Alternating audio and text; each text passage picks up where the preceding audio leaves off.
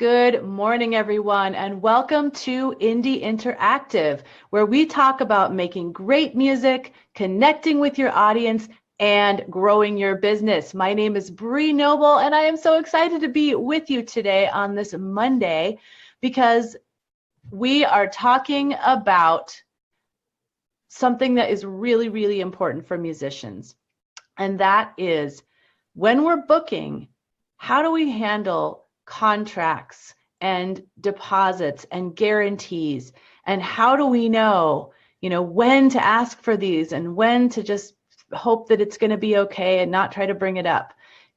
When do we think that it's really, really important to get a deposit in advance, and when is it just totally not a problem? So I've got my friend Tara B here. Maybe some of you guys remember when I had her on this show back in the summer. And we're going to be talking about this sticky subject because I get a lot of questions about this, and I know Tara does too. And I just want to make sure that you guys are feeling prepared when you go into those booking situations. So just in case you don't know who I am, my name is Bree Noble. I'm the founder of Women of Substance Radio and Podcast. I am the founder of the Female Entrepreneur Musician and the founder of the Female Musician Academy. And Tara, who's going to be joining me, she's the founder of the Book Like a Boss training, which is such an awesome training that some of you went through last summer that she's going to be running again next week. So before we get into all the nitty-gritty stuff as you guys are showing up, I just want to make sure you know how to join her Book Like a Boss training. It is a free 4-day training where she's going to teach you a lot of really great skills around booking, about knowing how much to charge when you're, negotiating with people. She's going to help you understand like where to find gigs that maybe you haven't found in your area, some different niche places that you can go out and get. And, she's going to teach you really how to put all this together into a system that allows you to book your own gigs and feel really confident about it. So if you want to join her Book Like a Boss training, it's going to start next week on the 20th. That's Tuesday. And you can just go over to femmusician.com/Tara B. That's F as in female, E as in entrepreneur, musician.com/TARAB. And you can join us for that training. All right, well, I'm going to turn it over to Tara because I want to start out while I'm waiting to see what questions you guys have about this subject. You guys can feel free to put any questions that are coming to mind, or as Tara talks a little bit, what questions come to mind into the comments down here, and I'll be watching those. But I want her, first of all, to introduce herself and tell you a little bit about her experience, but then she's got a couple of stories that I think will help put into perspective why it's important for us to think about these kind of business related things like contracts, deposits, and guarantees in advance. So go ahead, Tara, take it away. Hey, thanks, Bree. And good morning, ladies, or good afternoon, wherever you're watching this. But I've been booking for a really long time, and I have come across, I guess, a lot of different aspects of booking, whether it's, doing the booking itself or once you're actually doing the concert. And I have some stories, I guess, to tell on the kind of sadder side, and maybe not too sad, but just have really helped me. I feel like I'm still learning this process. I've been booking for over 30 years, and it's amazing how even when I think I sort of have it together in some ways, that I still come across things that it's like, I can't believe I didn't do that. And my hope today actually is to help you out so that you don't have that same thing go through your head where you're like, man, I wish I hadn't done that, or I wish I had done that. And so like with contracts or invoices, like when we book a gig and we think that it's solid, or we think that we're going to have things go smoothly, I want to spare you that, or I want it actually to go smoothly for you. So let me just share about a concert that I had. It was actually just last December. I had gotten a concert, a booking from a friend of mine, a friend who I trust. She's a professional musician as well. And it was a gig that she couldn't take. And this is back in October, but it was for a December gig. And I thought it was going to be a really actually great gig. It was for just background music on the piano. and which most of the time I'm singing and playing piano at gigs, but this was just for background music. So I thought, this kind of sounds easy peasy. Like I'll be able to just go and play. I think it was for maybe like an hour and a half that they originally were going to have me. And then they wanted me to do a couple of sing-along carols at the end. And so when my friend said, can you do this? They're actually going to pay like $250. I thought, hey, that sounds great. And it was going to be on a grand piano at a country club. So I thought, yeah, this sounds like something I can do. The date was free. So my friend hooked me up with the lady that had booked her. We emailed back and forth, this lady and I, set everything up. In fact, the lady even sent me pictures of the grand piano. And so I thought in October, I thought we were all set, especially with our emails back and forth. So everything was in writing. Everything was clear. And the only thing I said to her at the end of the last email in October was, you know, when we get closer to the date, let's just make sure that you email me the list of the songs that you want to do for the sing-along, for the Christmas carols. And she agreed to that. So I thought we were good to go. You know, I didn't send a contract. I didn't do anything about the down payment because I was kind of trusting my friend that this was a good gig. Well, a week before the gig, I emailed the lady and I said, hey, you know, this is Tara. I'm just checking in with you. Hope all things are well. Can you give me a list of the songs that we're going to do? Well, I didn't hear from her. 3 days went by. So we're getting pretty close to the gig. Still didn't hear anything from her. I looked in her last email and she did have a phone number, thank God. So I called the phone number and I got her live on the phone, which was also a really great thing. But I called her and I can't remember her name, but I had, you know, said, this is Tara. I'm checking in with you. I didn't hear from you and I had sent an email. I didn't know if you got it, but I just wanted to touch base with you about the party. And she said, oh, and I thought, oh no, what's going to happen? She said, you know what?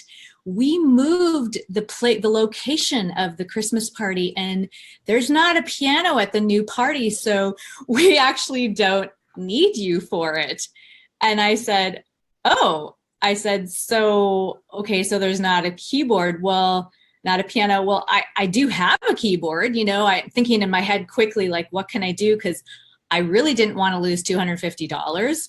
And I thought to myself, too, in the back of my mind, like, were you going to call me? You know, were you going to change this and at least let me know? Because I could be driving, you know, to Timbuktu to this gig and nobody would have been there.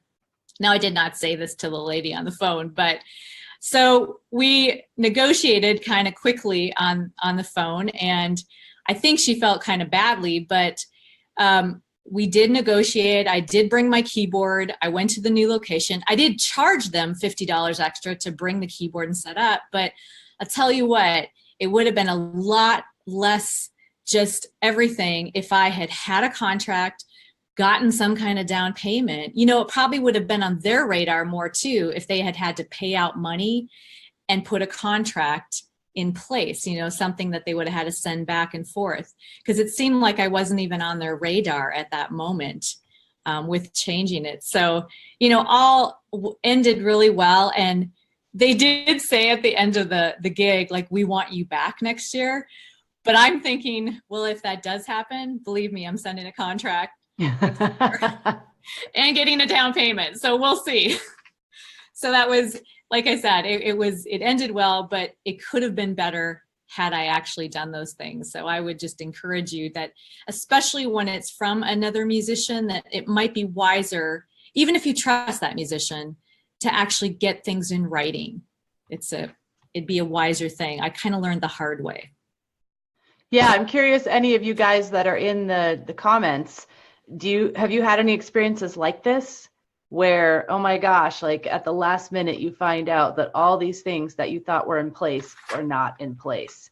So I'd love to hear if anybody has a little anecdote or story in here. I'd love to hear that in the comments as well. I want to say hi to people that have showed up. Thank you guys so much. Sue is here, and Jesse and Catherine, and let's see, Marie and Beth and Wynn and Christina. Thank you guys so much for hanging out with us. Okay, so Tara's got another little story to tell you guys about. We're telling you all the like scary stories. The bad ones, To yeah. scare you straight into doing contracts. Yeah, I hate that it's the sad ones. But I guess it's more just so that, again, to make you think about that you'll be able to do it, a good way so that you don't have to run into the same things that I have. So another story again that happened this fall. I don't know what was with me this fall. Maybe I just was slacking a bit or something, but I had, if any of you were in actually my Book Like a Boss last summer, I think I had told you about, there was a kind of a posh hotel that I had just gotten a gig with, which was kind of exciting. And I played there 4 different times, once a month.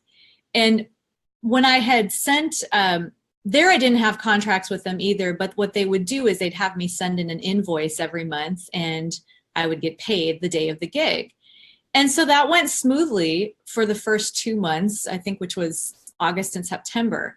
Then in October, the woman booked me via email, because that's how she did the bookings. She said, well, I'll book you for October and November together. And she had me send in, she wanted both invoices for both months. So I did that. When I showed up in November for that gig, which I distinctly remember was November 5th, I show up that day and there's another musician there. And thank God it was someone I knew. And so we were chatting and like, well, you're here, I'm here. So she must have double booked us. And he very graciously that day bowed out and he said, you take the gig. He said, I actually would like to be home with my wife. So why don't you just play today? And I was very grateful that he did that. But he told me that he had been double booked at the same place, at this hotel, 3 different times already that year. So that kind of told me that something hasn't been right with whoever was doing the booking, this lady that did it. And when I talked to her about, or emailed her, I should say, the next day about getting paid, because of course there wasn't a check for me that day, since she had double booked us, I emailed her, very politely. Everything I've tried to do, by the way, is to do it very graciously and not in any kind of accusing way, because that never works for good relationships. But I just said, there was some kind of misunderstanding and, here's my invoice again. So, I'd like, if we could get the check, that would be great. Well, it took a while to get the check. I think it was like 3 weeks. And this was my mistake, and I'll tell you here. So my invoices I had been sending as a Word document, not a PDF. And so when she finally sent the check to me in the mail, she sent the check. She also sent a copy of the Word document. And on the Word document, it was changed. She changed the date of the actual gig. She put November 12th and then had crossed it out and then wrote in November 5th, like I had originally put down that it was November 12th. And then even the date of the invoice date where I had written it originally in September, she changed to October. So I knew she had completely messed with it. And I went back and double checked in my computer, did I mess up? Did I put that down? No, the original invoice had totally other dates. So she had gone in and changed it to kind of cover herself, to make it look like she was in the right. And it blew me away that someone would lie and do that. But I guess people will do things to, cover their back. So my advice to you is whenever you send an invoice or contract or anything, do not send it in a Word document. I guess I didn't realize that you could change it online. And so just send it in a read-only form, like a PDF or something like that, just to be on the safe side. So I said, I can't believe someone would do that. That just blows my mind. I know. It blew me too. I sat there looking at it going, she did not do this, but she did. So just be on the safe side to do it from here on out. Read-only documents. Totally. Okay, I've got some good questions for you. And I know you have a few pointers as well that we'll get to if they aren't in these questions. But so Jesse is asking, so regardless of our travel distance, we should always have a contract? Have a written agreement? I don't know. I think it depends on if you're with a new place, if you're with a new place, I think it's wise to have contracts. I think when you're with, this, and you should weigh in on this too, Bree, because, you've been gigging over time. When I've had relationships with people over time periods where I've kind of learned to trust them, I don't always have contracts with them in insinuating years or times. But first places I always have contracts with, if it's different venues. I don't know. If it's like a house concert, obviously you don't have to do that. You're trusting right. people. If it's, and I would also maybe talk to other artists that have been performing at that venue, if you know anybody, and see if they've had any issues. That's kind of another good idea. For me, I always would do the contracts and deposits and stuff, either if I was on tour, like you were asking about, but if it was local, if it was a time period or a day that I thought I could possibly get other bookings. Like say it was the Saturday before Valentine's Day and I was being booked for a Valentine's Day dinner or something. And I thought, I could probably, if I lost this gig, I could book it again. But if I lost it way too close to it, then there's no way I would have a chance to book something. So I want to ask for a deposit because of that. And when I would explain that to them, they understood. And so I'd usually just do kind of a one-pager contract, not like some mega legal document, but just, asking for saying the total amount and then asking for like $100 deposit or something. Right. And you're right. Maybe, I would say even out of town gigs, probably more so, because obviously you're traveling. So you want to make sure that you are not going to travel someplace and then, oops, they don't have you booked for it. So there, I would say that. And like Bree said, places where they're going to be more, or dates that are more high traffic or like Christmas time. Yeah, like every Christmas gig, I would always get a deposit. I know for me, I'll just say this, because a lot of gigs that I play to senior citizen places, like independent living, assisted living, those places I don't do contracts with. We do invoices, but not contracts, because it's just a different type of setup. And it would seem strange actually to do contracts with them. Invoices seem to suffice as a contract. And even in an invoice, what I have found is you can kind of treat it like a contract in the sense that you write in what you're doing. I've even done this with wineries before, where on the invoice, it's not technically that they're signing anything, but like on the invoice at a winery, I might write, this many hours of music with breaks, including food or tips or CD sales. And then I'll write things like, the check is made out to me on this date, paid then. I'll actually write that on the invoice. So it's almost like a contract, even though they're not signing it. But it's just that I'm naming everything out so it's really clear. I agree. I totally agree. And I think if you say contract, that kind of freaks people out, because there's a lot of talk in the chat here about like, what if you get pushback? What if people say, oh, we refuse to sign contracts and stuff like that? And it's definitely, I think that the name contract scares people, unless it's a venue that's used to having contracts. So I think if you say, I'd like to send you an invoice so we know that, we all agree on, what is going to transpire, what we are giving you and what you're giving us. Mm-hmm. That's a great and then include all that stuff on there. And then you can, if you've agreed on like travel, money and food and stuff, you can even itemize that on the invoice, and it's going to make them feel really comfortable about, the agreement that you guys are making. Right. You're right. And then it's not like they have to sign it, but you've at least stated it. So there's no like, they're not going to be surprised.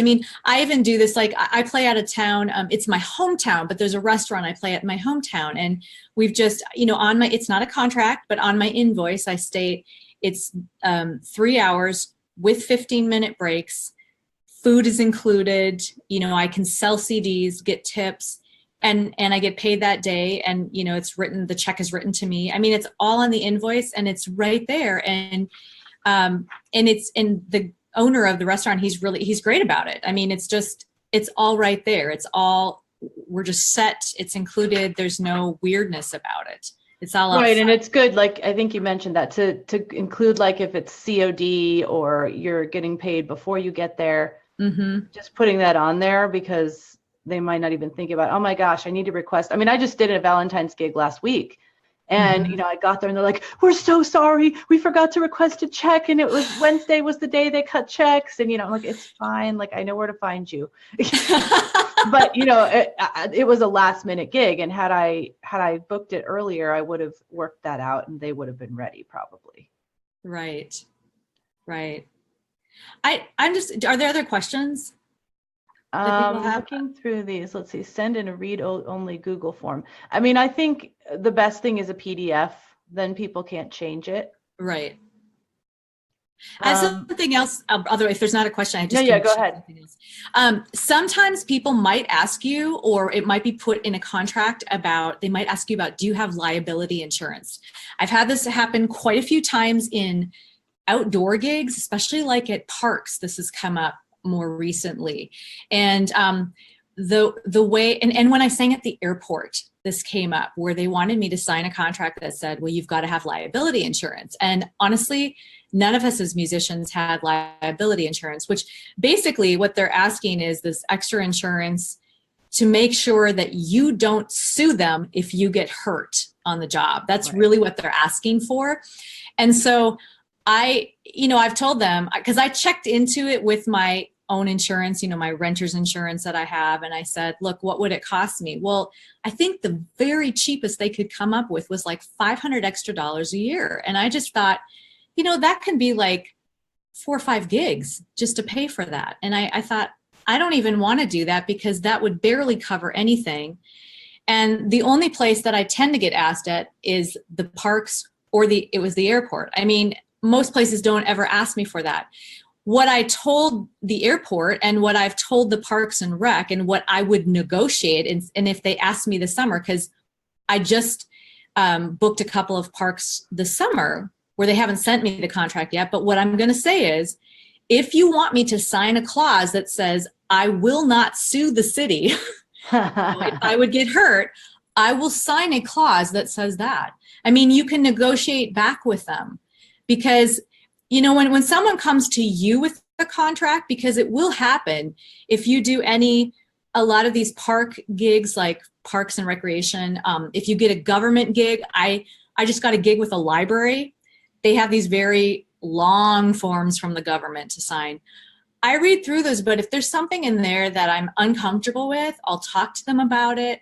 I'll try to negotiate back with them and say, look, either I don't understand this or this, I don't know if this applies to me, or this I can't do, like the liability thing.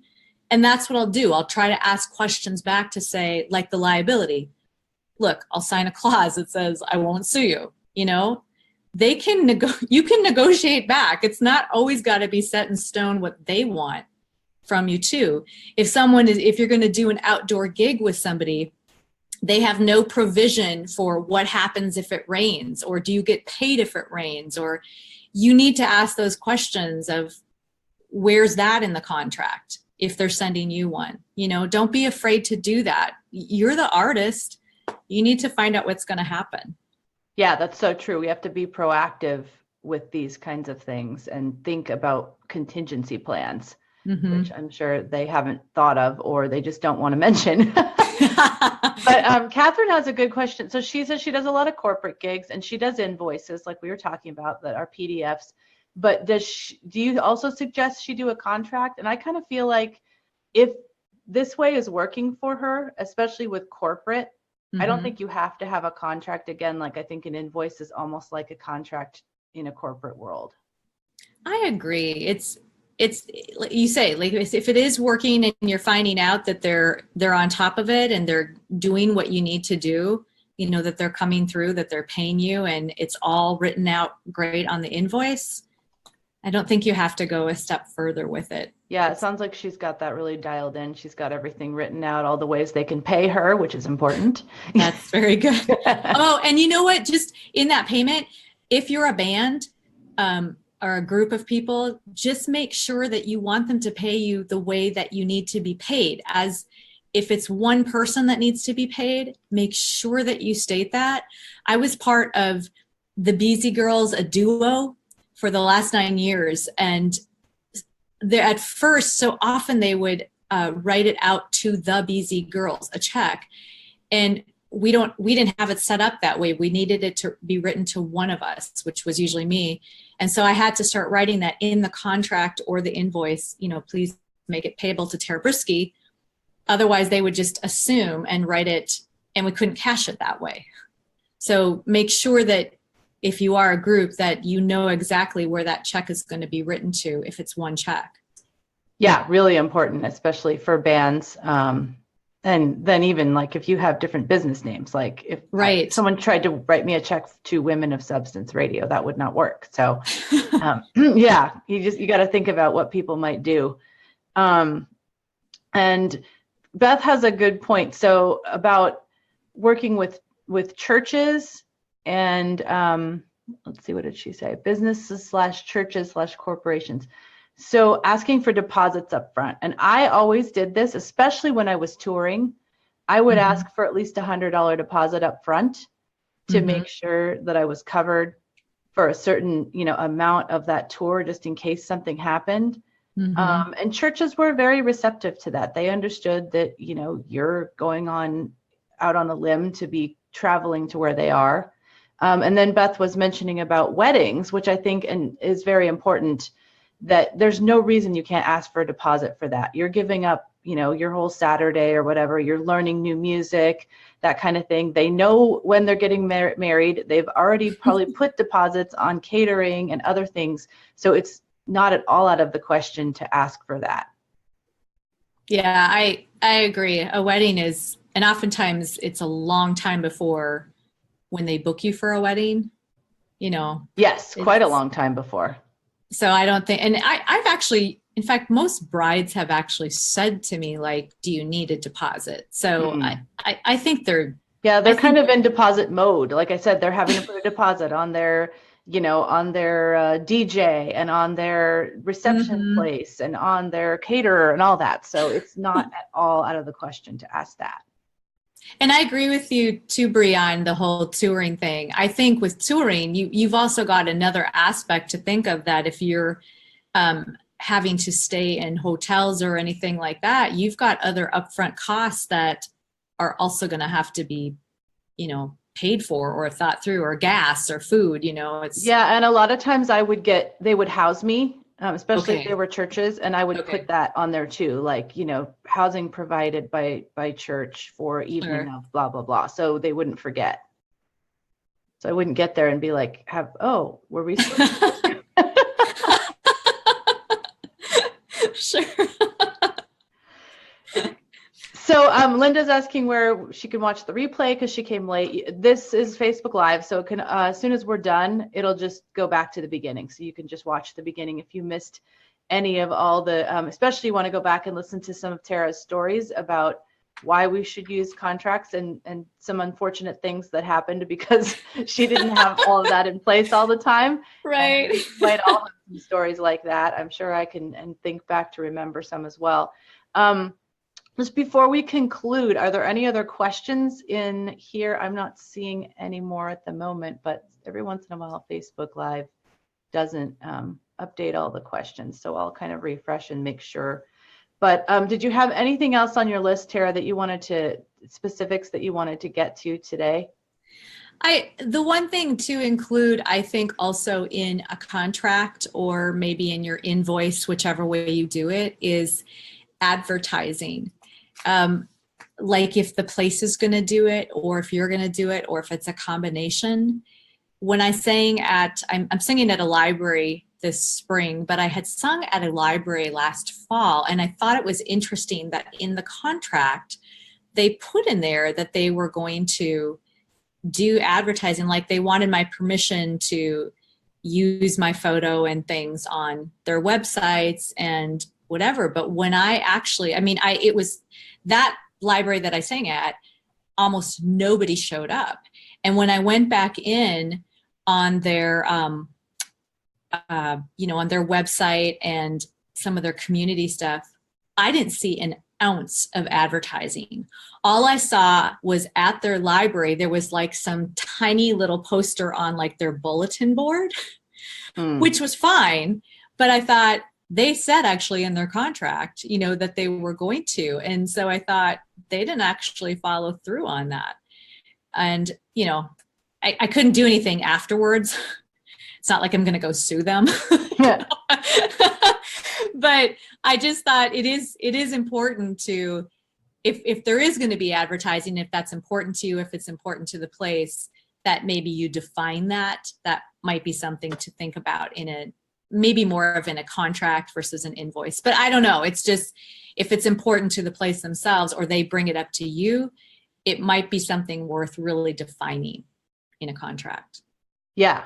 Yeah. Good point. Or at least asking them what that involves and what kind of advertising that they're going to do. Mm-hmm. And that was, again, I just assumed because they brought it up and said I assumed they would follow through with that. And I even remember that day asking like, well, did you guys put this on your website? And they said, oh yeah, there was a blurb, but I don't really know what they meant by a blurb. So I think my name was actually listed, but there was no photo, and I had sent them a photo because I distinctly remember that. So it's just, you know, what they mean, what you mean might be two different things. Yeah, advertising could be, we mention your name, not like, oh, we put it in the Chamber of Commerce, you know, newsletter, and we put it in the newspaper and, you know, calendar section and all that. Yeah. Right. So changes expectations. Right. So it's very good to be, I guess the more clear you can be and defined is always better. For sure. For sure. No one likes to be surprised. Right. Awesome. Well, this has been really great and really, you know, very specific and helpful. I think I do get a lot of questions about this. And I know that we kind of we riffed about this last time when you were doing your Book Like a Boss. And, you know, it just seems like there's always more questions about this subject and, you know, more things that happen that you can be like, okay, let me add this to the list of why I need to do this, you know? So I just want to encourage all of you guys. I know some of you have been in the Book Like a Boss training last summer. Mm-hmm. And this is a training you can do again. It's just like the other trainings that I do that are kind of have a little pop-up Facebook group, and we encourage each other to do the assignments, and there's live video every day talking about the assignments. It's just a really great format for helping you focus. If you need to get a jump start on your booking for summer, if you need to have some accountability that you've been putting off your booking because it's not your favorite thing to do. And let me tell you, we get that. Like none of us are like, I love to do booking, you know? So that's why these little pop-up trainings are really, really great, because you're going through it with people that struggle with the same things you do, and we're all there to keep each other accountable. So we had like over 100 people in there last time, and I know that will probably be the case this time. So know that you'll be going through this training with a lot of other indie musicians that are trying to achieve what you're trying to achieve. So it'll be really encouraging and inspiring. And if you haven't signed up yet, you can do that at femmusician.com/Tara B. That's F as in female, E as in entrepreneur, musician.com/TARAB.